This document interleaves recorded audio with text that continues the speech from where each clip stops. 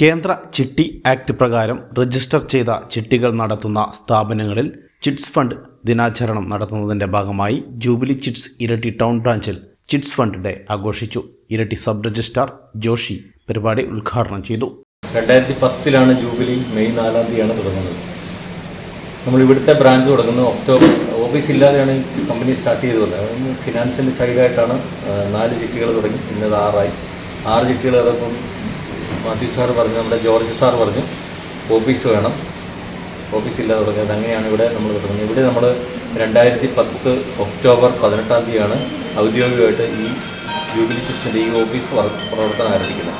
ആ സമയത്ത് ബ്രാഞ്ച് മാനേജറായിട്ടാണ് ഞാൻ ജൂബിലിയിൽ വന്നതാണ്. ഇതിൻ്റെ ആദ്യത്തെ സ്റ്റാഫ് ഞാൻ തന്നെയാണ്.